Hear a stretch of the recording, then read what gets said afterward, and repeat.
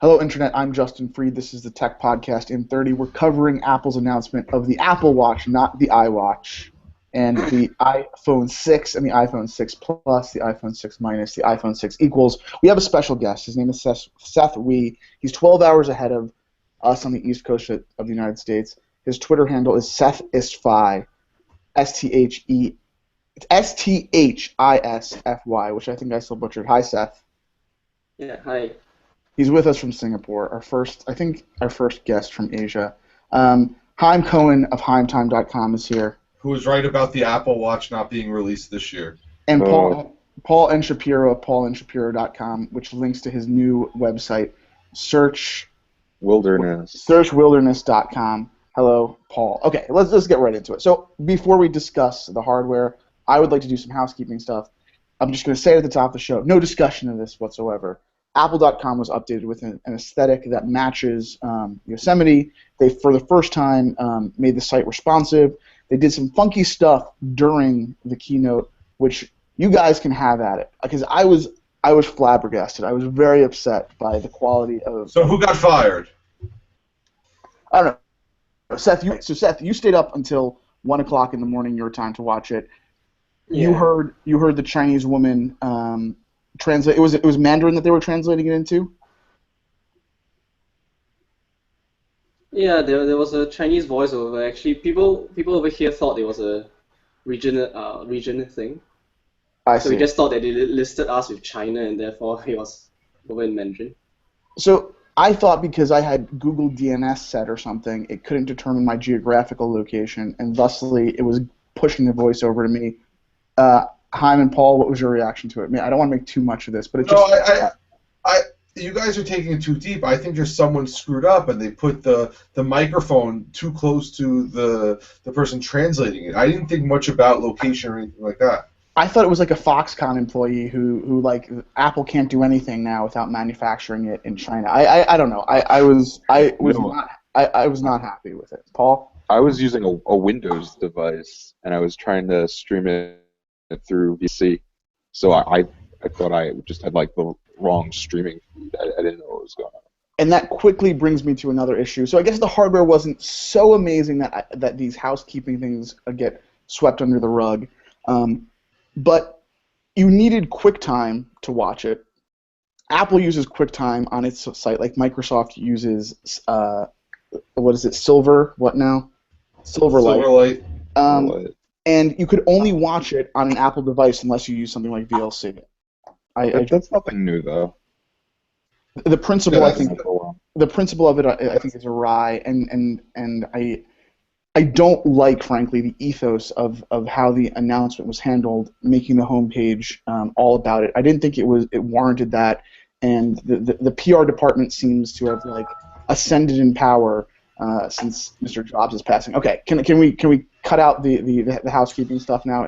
I could go on. I want to talk about the most important thing that happened today. Okay, Haim, you take us through the most important thing, and then I will go through everything else at warp speed. The most important thing is that the 30-pin dock connector is no longer being manufactured. Okay, you're going backwards, Haim, yes. The iPod Classic is gone. Seth, I'm going to throw this to you. You've, I'm sure, followed the rumors incredibly well. Were there any surprises between the flagship iPhone, now the iPhone 6 Plus, and its little brother? Well, I think it was expected, right? No surprises there. But I think personally, I was quite disappointed with the OIS being available only on the bigger iPhone. With which feature being on the optical image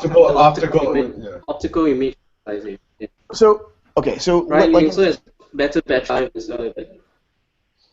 Okay, so sorry? So I think we've known for some time that the optical image stabilization, based on the camera modules that leaked out of the supply chain, was going to make its way only into the big guy. Has anyone determined through the hands-on whether or not this was a choice that was made by the marketing department, or was this something hardware-wise that could only kind of work in the bigger body of the 5.5-inch iPhone? It's probably a combination of both. I was still expecting to make. Well, I was still expecting them to make it somewhat equal, to have flagship of both sizes. But it Mm. looks like if you want the better specs, you have to go with the 5.5-inch iPhone. Does anyone besides me wish that they hadn't released 5.5-inch iPhone, that they had kept it to 4.7 inches and crammed as much into that as possible, and just left out this new form factor, or the second new form factor? I think Paul agrees with you. Yeah, I pretty much prefer a smaller phone actually. Yeah, I was holding my phone today actually during the keynote, and I was just thinking, standing there with my phone in my hand, this works, you know. But it's not about working, it's about getting work done. I mean, you don't want it just to be good. You want it to It get work was done.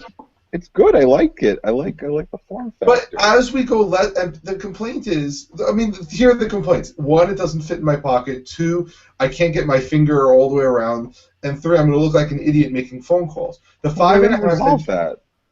Well, they resolved it in the sense that nobody makes phone calls anymore. Well, they also implement.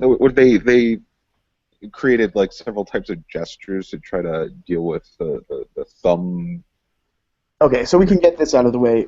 They I think they call it reach or reaching or something, but you actually use the camera of the fingerprint sensor, you tap on it. You don't press on it twice to activate the feature that pulls down the UI. But to go into it further, Seth, I mean, you rail against Samsung's plastic devices all the time on Facebook. I don't know if you have like a personal vendetta with South Korea or something, but you seem to really.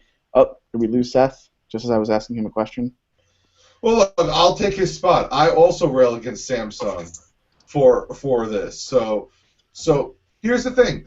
I don't understand why you need extra gestures. You have a big phone. You can do a lot of stuff with it. And they made two sizes. I think that was great. If you want a bigger phone, here's a 4.7. If you want to get work done, here's a 5.5. I wish the specs had parity on it, so you don't have to jump to the higher one because you want OIS. But that's what they decided, so that's what you have to go with. All right, Seth, basically, before you dropped out for a second, what I was asking you to do was to either make the case that Apple has leapfrogged Samsung, even though they're using similar screen sizes to Samsung, maybe bigger, I think, maybe than than most of their devices, or did Apple kind of start becoming a follower rather than a leader in the area of at least the form factor of the devices? No, I think moving to bigger screens is just responding to market trends. I wouldn't think it's a Samsung or not thing. Anyway, it wasn't Samsung who created the first big phone, right? Dell Street was the one that started with a 5-inch display. So I don't think Apple really concerns itself with what Samsung does, to be honest. So if this time they were letting the market dictate the form factor that they chose, that seems even to be like a reversal of Apple's methodology, right? Johnny Ive is supposed to sit in a room 10 hours a day and just think up the best devices, think of a concept. They're supposed to do 1,000 prototypes, find the one that kind of fits, 98% of the hands out there. And this time what they did was they chose this thing is huge. I'm not saying it's not really cool. It's probably machined perfectly. They added, rubber grommets around the Made butt. out of aluminium. It's going to be beautiful, but it is absolutely massive. And they jettisoned this whole idea of one-handed use for a good portion of the population. Does this mean that the iPhone is fundamentally a different device now, that it's more than your primary digital device, but it's supposed to be the thing that when you get home, when it's 5.5 inches, you don't even have an iPad. I mean, I'm not even talking about cannibalization here at a money level, but if you have a 5.5-inch device that you carry around all the time, where does the iPad fit in? When do you move between them? No, see, you're wrong there. The iPad is that 10-inch or the 9.7 is what you move to. It's the iPad Mini where there's no difference. When I have my Nexus 5 and my Nexus 7, I generally move to my Nexus 5 because the 7 is just this weird odd size in the middle. I either want portable or I want the large screen, but I don't need that middle area there because it doesn't achieve anything. Seth, from your perspective, I don't know if it's different, if buying trends are different throughout Asia than they are in the United States, but does this hit a certain demographic that I don't know that we're not considering? Does this make it does the 5.5-inch device make it so that you only have one portable device beside your laptop? Where does it fit in? Now that we know it's real. Not in Singapore actually. I think Singapore pretty much, laptop and phone and a tablet are pretty separate devices. But I do guess there's a significant number of people who actually use their phones instead of a tablet. So bigger screen phone, I think, is more appealing in that sense. So is the thing, Paul, that's fallen out of favor completely then with this announcement? They are actually still selling they're selling 4-inch devices, 4.7-inch devices, and 5.5-inch devices. Are you the guy who was saying that your 4-inch device is fine? Are you the odd man out now? Is that what's happened? Yes. Okay. So that being the case, let's a lot of this we could have talked about already. But now Apple is selling 3 screen sizes, 4 families of phones. This is the first time that I'm going to things where the choice seems hard. I really want to touch the thing first. I go back to what I said earlier. I wish that there was only the 4.7-inch device, and even if they left out the optical image stabilization, I don't want to be taunted by this 5.5-inch device. But it's got to fit in my pocket, otherwise there's no place for it. Does your Nexus 7 fit in your pocket? It does fit, but that I'm not going to hold up to my head. I think maybe the world is different now, and it is not an iPhone anymore. It's your primary digital device, and that's why it necessitates a 5.5-inch screen, right? The 5.5-inch screen is the same size as the Note 3. So if you see Note 3s running around, that's what you're looking at. The 4.7 is the same size as my Nexus 5, which I'm really happy with. And I'm hoping that the Nexus 6 or the Nexus whatever plus is has a bigger screen, but the Nexus 5 is a decent sized phone. It accomplishes everything, and I think there's going to be a market for that 5.5-inch. I think a lot of people are going to choose the 4.7, and there's the 6, and a very select few. I don't think it's a money issue or anything. Are going to choose the 5.5-inch screen. Right, so the price range is different now, and you were right, Chaim, about the 16 to 64 gigabyte jump. Seth, which device do you think is going to be the most popular? I mean, certainly it'll be one of the new two, but what do you think the ratio between them is going to be? I think the 5.5 will do pretty well. I think it's going to pull up the average selling price of iPhones actually. So for $300. It strikes me that the $300 iPhone 6 Plus is going to be the minority device. So it seems like once you've thrown down the $300 and you have this camera with the optical image stabilization and all the other fancy stuff, 16 gigs is not enough. Where is the sweet spot? Well, I mean, here's the problem. The problem is they're going on contract. I think the U.S. was the last country to get rid of mainly contracts. Every commercial you see is not phones on contract, but how much you can rent the phone for, the monthly price. So it's more important to know what the total cost. So $199, is it still $650 for the iPhone 6? We don't know that for sure. You're right.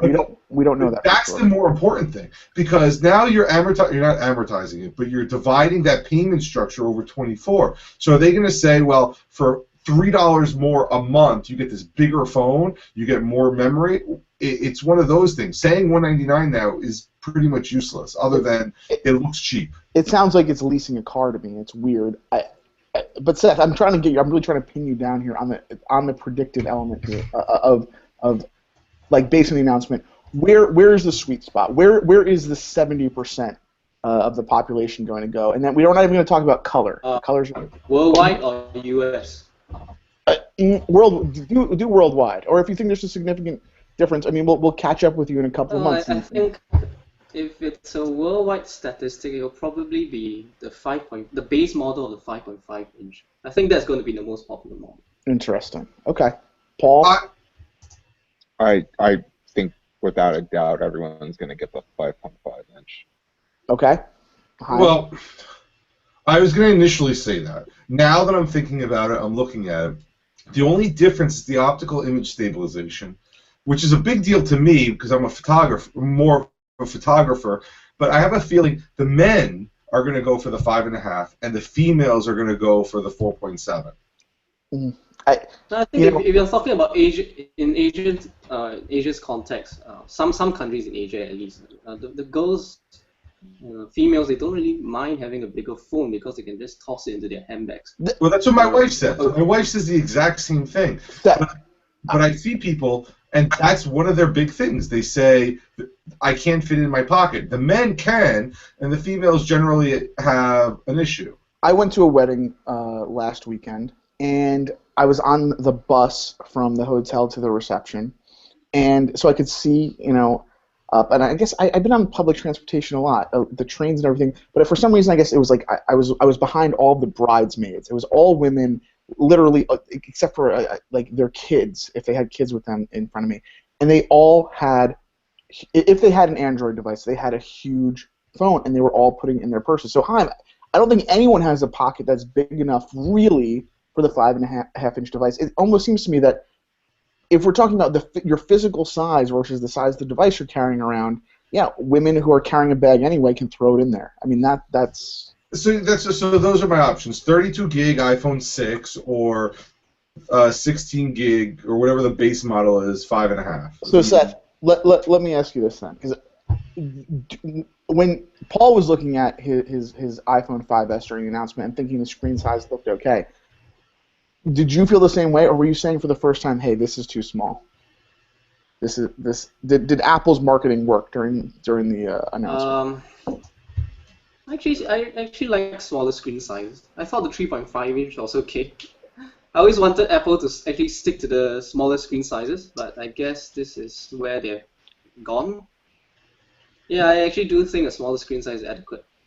So it seems to me not for the first time, but the size difference is just so glaringly obvious. If this is going to be a status symbol at all, and we haven't even talked about the Apple Watch yet, but as a status symbol, this huge, it's like a big Mercedes grill, right? I mean, this says the cost. It says, the choices that you made financially or otherwise. How does the iPhone 5C look now? I mean, is this a device only for children? I mean, they kept it around at 8 gigabytes, or is this a device for paupers in India? I don't. It's amazing to me that they're all around, but this is the 5S now. Is the model lineup too stratified? Is it too complex? It's a leading question. It doesn't. It's who cares? You're gonna. I think the iWatch is the question. You're trying to ask for the iWatch. Somebody once said the iWatch is to hide the iPhone 5C that you bought and are too embarrassed to show people. I don't know about that. Chaim, where are we on time? We're at 18 minutes, so we got to move on. Okay, all right. So let's real quickly. We were talking about how we wanted optical image stabilization. Ideally, it will make its way probably into the iPhone 6S or 6S, whatever they're going to call it next go around. But there are software differences that are non-organic, right? On the iPhone 6 Plus, if you go into the Messages app, it shows the picture to the left. But the same thing isn't true for the 4.7-inch one, when of course there is screen real estate enough for it to do it. And more importantly, as a feature, in landscape mode, I'm not sure if I don't think the 6 even has a landscape home screen, but on the iPhone 6 Plus, it's 2 columns in the Messages app and presumably in the Mail app. Those software changes, is that even fair game? I mean, is that really a way to differentiate them when the screen sizes don't 100% dictate it? It pisses me off, frankly. Move on. Yes, it do with the resolution, doesn't it? Well, but is this obviously a fair thing for them to do? The creators of the device, but is it a valid way to differentiate between the iPhone 6 and the iPhone 6 Plus? It's not a processing power thing, certainly. Like, why can't the smaller screen one do that? The experience, they'll have to lower the font to the point that they don't want to. But like I said, just move on. Nobody holds their phone landscape to search contacts. Well, but it's when you're okay. That's true. It's not about searching the contacts. It's a principle. Let me just throw in a pet peeve of mine at this point. Then the phones are now freaking huge, but in iOS 8, it still only displays the time at the top of the status window or the status screen at the top. The Apple Watch apparently is like infinitely customizable. Throw the date up there, right? I mean that's all it comes under. Okay, where are we ready then to go into the Apple Watch?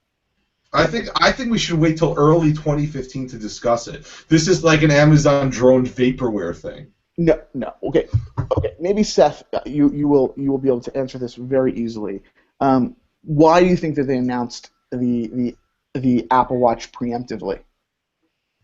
Not to prevent leaks. I thought that's quite the same thing they did for the iPad and of course the iPhone back in 2007. And Just the wanted to Mac Pro. preempt it so. Sorry. And the Mac Pro. So, well, the Mac Pro I think is Oh yeah, and the Mac Pro, yeah. Is a much kind of I think that the Mac Pro was to satiate the Pro audience who were waiting with their because there were no leaks of the Mac Pro. The only thing we had on the Mac Pro was Tim Cook saying, Mac Pro people just wait, you won't be disappointed. And then they did that. But I think now we're starting to see that across the board, this announcement of, hold on, let's show you some prototype while we fix the bugs to see something, and then maybe the final version is something slightly different if there's an issue. Okay, so I agree. It was to control leaks, and I suppose it was really impressive that only the day before were some schematics from a Foxconn CNC machine or something. Now that this thing has been announced, this really seems like a Tim Cook product. There are like 18 configurations of it. This is the most incomprehensible thing that Apple has announced to date. I don't really get it yet. Like it seems like it's a piece of jewelry first and a piece of technology second, which is fine in a lot of ways, but I don't quite get it. Can someone make the case for me or the phones, the watch is the same thing. It's just the bands and the 24-karat gold option. The watches are not at all the same thing, actually. The sport edition. There are two. Go ahead, Seth. There are two different stainless steel watches, right? There's the black stainless steel and there's the silver stainless steel. Right? Even within the gold version, there's a rose gold color option there. So exactly. Quite a lot of choice. And the Apple Watch Edition, which is kind of a weird adjective to use there, but that's the only one with a full sapphire display. The Sport Edition has an ion-infused glass display, and then presumably just the Apple Watch has neither of those. So the Apple Watch has a sapphire crystal display. I was reading the copy. Certainly, the Sport Edition has a tougher display, right? I mean, that's part of what they said, and it's made out of aluminum as opposed to steel.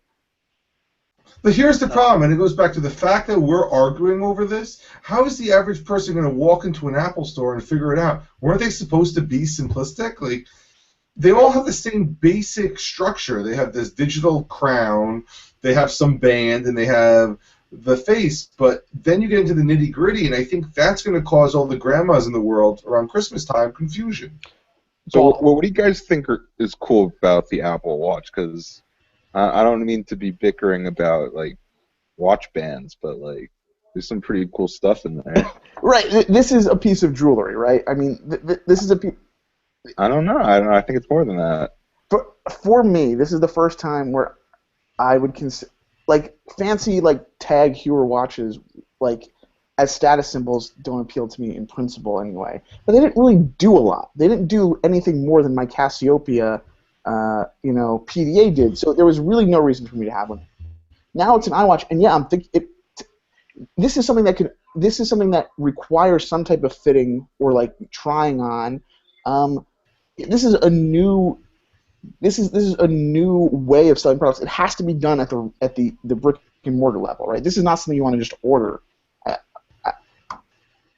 Right? You're gonna have to go to an Apple store, play with it, and then you can go online and order it. Okay, but and they're probably not going to have all the SKUs there. They're going to say they may have a few of the big ones, but they're going to say no. Your best bet is to order it to make sure you get exactly what you want. Is it fair to say that this is like Apple bought Tag Heuer or Swatch or Bulgara or something, and they're using their supply chain muscle and their raw purchasing power muscle and their understanding of material sciences to just build a beautiful timepiece at a really low cost in a way that you couldn't do if you were Tiffany's or I something. don't know. I think the Moto X looks like a much nicer design. First, I'm not a Square fan. The I don't Moto think it's 360 looks much pretty. nicer. Yeah, I would agree with that. Seth, because there were so few leaks and you haven't had a lot of time to consider this? Does this at least have a wow factor for you? Does this uh, compete really well against the Moto 360s of the world and the Samsung Gears and whatnot? The interesting thing that I noticed is that now Apple has Apple is the one with multiple options, right? And it has I think the OS has a lot more features than what Android Wear shipped with. So it's kind of like a reversal of roles here. You know, Apple used to be the one with the simplistic, simple device, whereas now it seems like they have the more uh, complex product, right? In more configurations than what someone like Motorola is actually offering. So I found that interesting at least. Well, and I agreed with that. And I was playing this for my students, and my students all have iPhones. Like, I mean, they look at my Android phone and say, "Why did you buy that?" Supposed to just give you basic information. They were not happy with the way that they said to navigate with the digital crown and touching of the apps. Did this strike you guys as being very personal for the Apple executives in a way that this is a bunch of white guys that were used to, well, I don't know, big flashy metal watches? They wanted to replace them with something that Apple made. I mean, this is not a mandatory. I don't know, not that any kind of like smartphone type thing is mandatory necessarily, but is this a natural evolution of Apple products, or is this a niche that they wanted to hit because they really wanted to supplant, I don't know, the Movados of the world or something? I mean, it seems like this is a Tim Cook product. It is. This is definitely not the Steve Jobs product. This is definitely in the Tim Cook era. I'm just trying to make sense of it, I guess. And Seth, because it has so many options, and they've doubled down on secrecy, it seems like, and as well as like fancy materials. Is this a way of saying is this Apple doing two things? Is it taking us into the world of mobile payments certainly, but of truly ubiquitous technology where homes and cars and quick checks are controlled by your computer, and Apple is proving that even in that world, the things can still be made out of special 24 karat gold. I mean, this seems like the most futuristic push that they made, even more so than the iPhone. No, I certainly think that Apple wants to go into fashion, right? Judging from their recent hires and also how the Apple Watch is looking. So yeah, I'm looking at going to fashion in a significant way. And is that because fashion is so important, or are they saying that the digital life is so ubiquitous that there's no reason, there's no need to live it without it being really, really fancy and super considered? Is that the message? I don't like, at a cultural level, I'm trying to make sense of what this thing is. It doesn't seem like it's a throwaway device, certainly, but you purchase it. Why did they go for this now? It seems like they could have waited on this. It seems like they came up with their wearable competitor. They announced their wearable competitor sooner than they announced their tablet competitor. You know, Look, I think we really have to wait and let people hold it and play with it before making a decision. And yes, there's going to be everyone in the world is going to be buying it right there. $350 for a watch is not a lot of money. $250 is better, but $350 is not a ton of money for people. And I have a feeling that they're going to sell really well. and we're going to find out which is the better one, which one we should buy in due time. You know why it's $350? Why? I think it's the price point it is because all the money's in the wristbands. So, anyway, it's been 30 minutes, but we're going to stay live for another few to finish this discussion. Okay. We're going. No, we can't do that. Why don't? Okay, we'll cut off this episode because we're going to do a second one this week, and there is a whole lot to cover. Han, is there any chatter? Do we want to try to bring people in? I think that this topic... I think we should end now and do the payments next week because there's a lot to say about that, and I think it's important. We're going to get Apple payments in next week. Wow. So this 30 minutes is Apple has finally given us something that we can't chew on in 30 minutes apparently. Okay, this has been episode 156. Is that right? Yes. Of inThirty. We went over a little bit. Seth, thank you for joining us and for staying with us. We really appreciate it. And eventually we'll be broadcasting from an iWatch or an Apple Watch, I'm sure. Thanks for listening. Okay, bye, everyone. All right. Bye. See ya.